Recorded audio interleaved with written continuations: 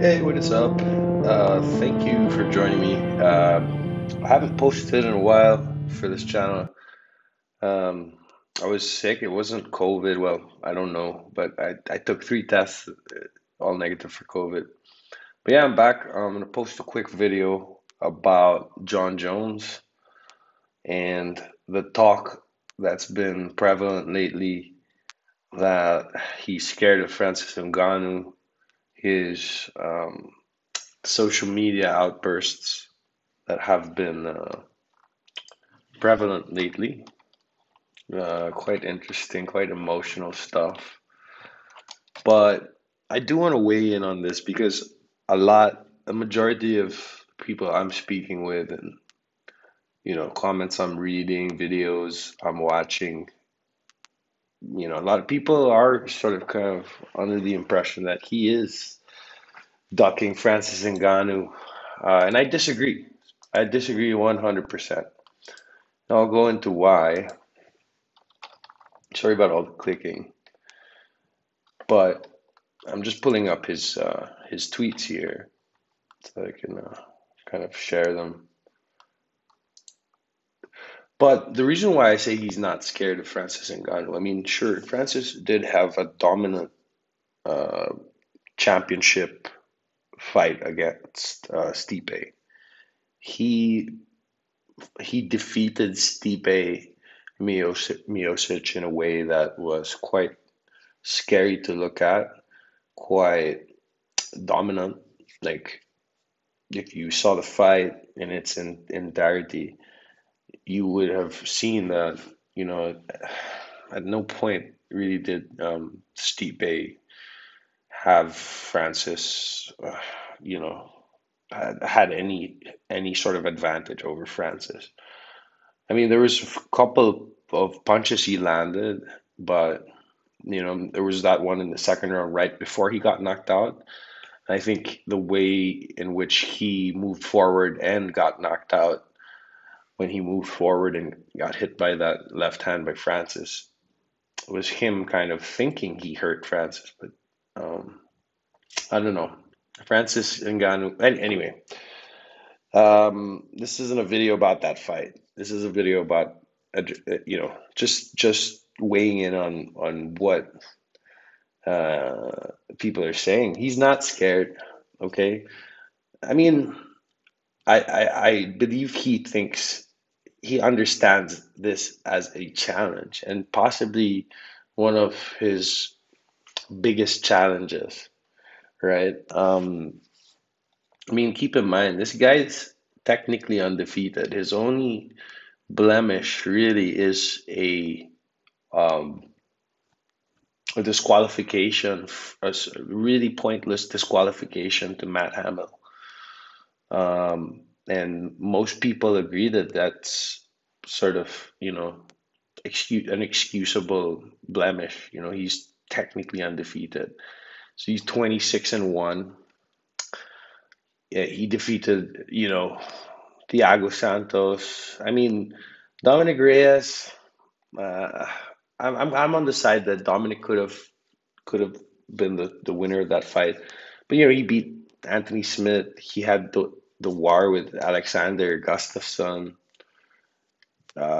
He fought Cormier once. He beat him. Glover. I mean, come on. He's beaten a lot of badasses, right? And Francis, yeah, he's among badasses. He's a badass among badasses.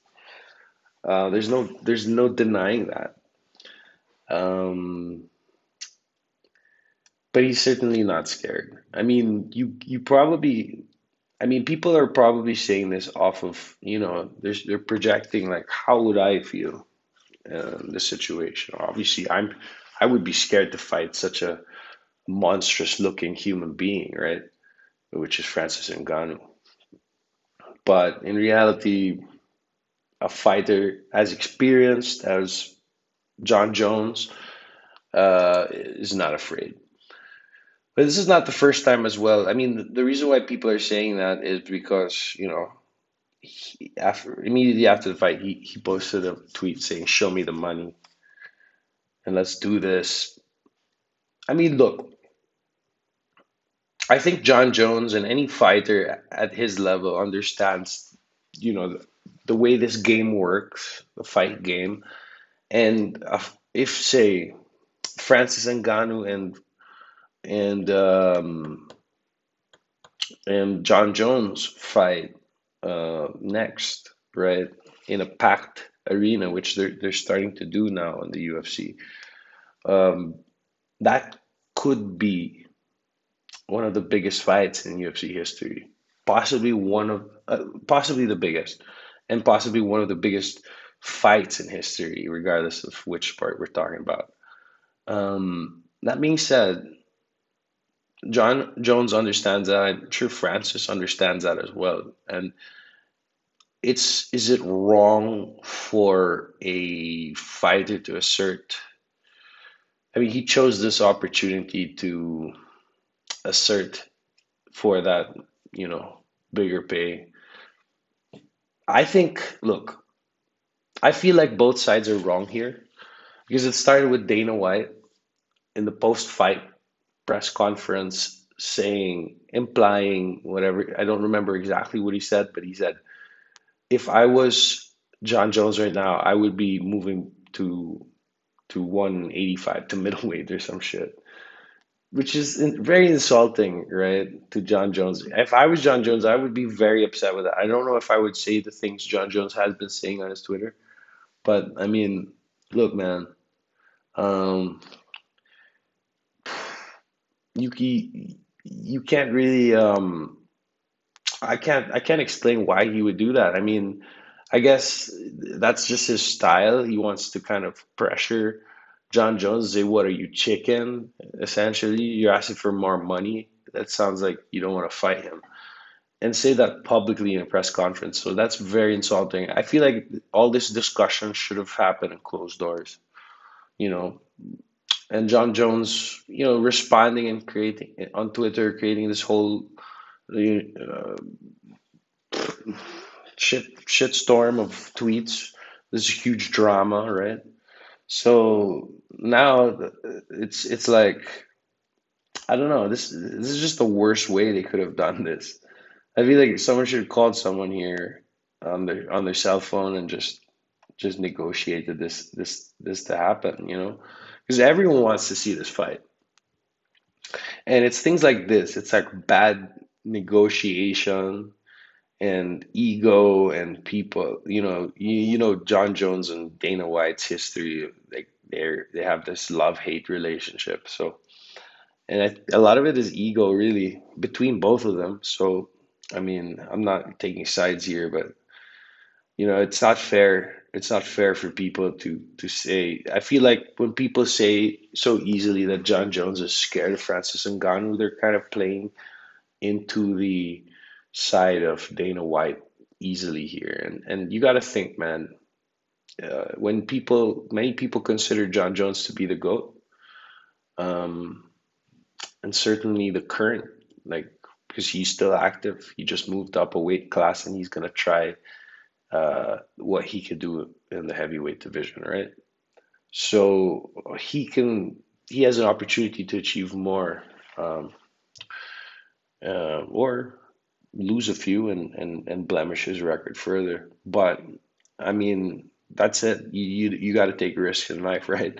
Either way, people need to put a little more respect into John Jones's name because the last thing he's is scared. I think he's um, I feel like maybe a little bit of it is also like kind of there's a new champion and he's also wanting to fight it already, and he's kind of like, okay, let's do this, show me the money, like do two things at once. He's showing that he's game, and he's also like, hey, um, so in reality, it started with him, right, saying, let's show me the money, but people could have just ignored that. I mean, Dana White shouldn't have said what he did. That's sort of what ignited this whole John Jones meltdown on Twitter. Let's just have a quick look what he's saying. Um, ba, ba. I just want respectable numbers so that I don't feel like a fool entertaining the biggest fight entering the biggest fight of my life. Okay. Everyone knows fighters don't make anything close to what they actually bring in when they fight. I really don't see what the big deal is paying your main event for one of the biggest possible fights ever. It's not like I'll be asking for my actual fair share. He has a point there. He has a point because John Jones has played a big role in elevating the sport. And from the earnings I've seen, I mean, there are fighters who earn more than him, you know. He could be paid more, but he's had a neutral attitude towards that. So, you know, he started bringing that up here. It's not like I'd be asking for my actual fair share. He's probably referring to, everything from the past that, he's sort of been fighting at how would you say, a discounted fee, almost. The fight has the potential to bring hundreds of thousands of new fans from around the world. Like you could even say millions. I could feel it in my bones how big it could be. I mean, yeah, he's not wrong. But I think he's calming down. The tweets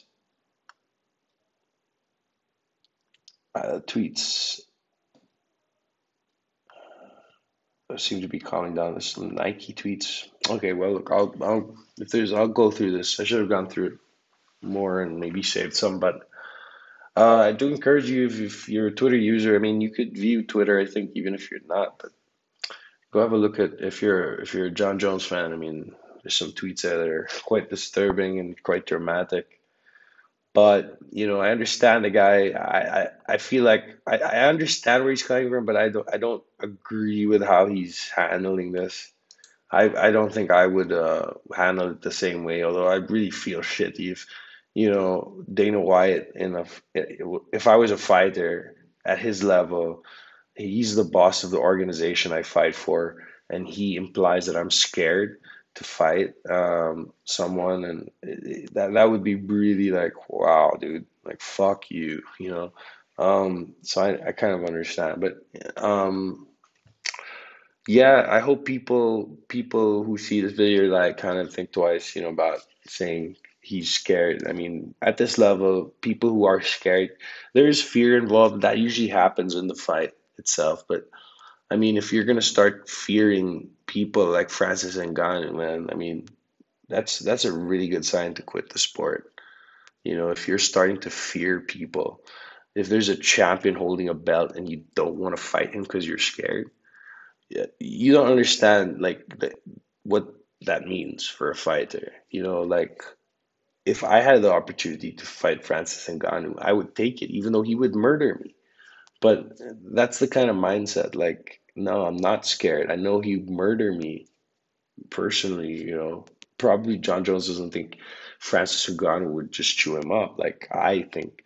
But I would train for that fight. If I had the opportunity, I would, try my best to have a strategy to defeat Francis Ngannou. And I probably, at my level right now, I probably wouldn't be able to really get far with that.